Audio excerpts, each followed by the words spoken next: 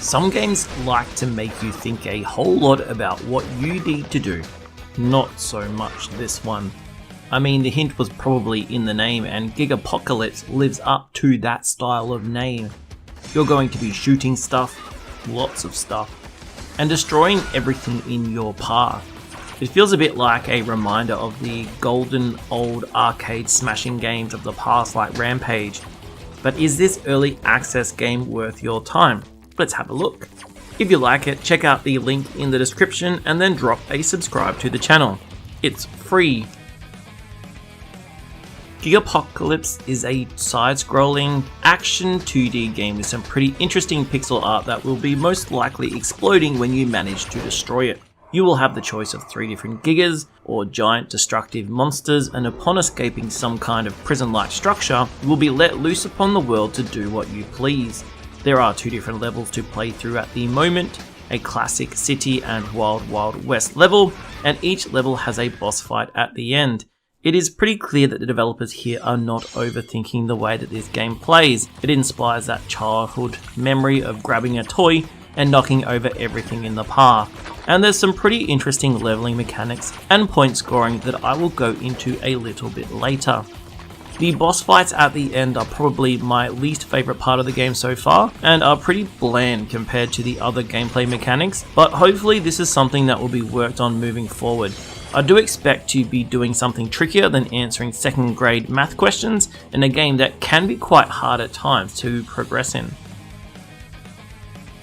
Once you've chosen your Giga and learnt the ropes, you'll be sent into the world, actually pretty weak, with very limited abilities and health to take on the different array of enemies who'll be shooting at you.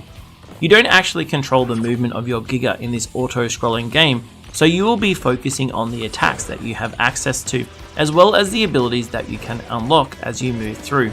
Each of your Gigas will have some kind of rage meter or charging system that will control your ability to attack.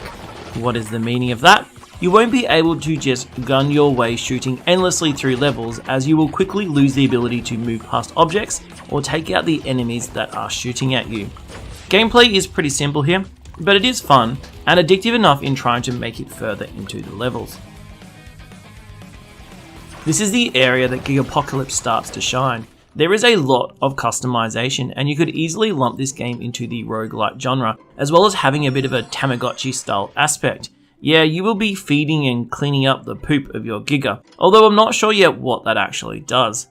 As you play through levels, you will be collecting points that can be used on upgrading your Giga. You will be gaining access to abilities by leveling up, and also be able to add things like hit points, regen, and shields to your little monster.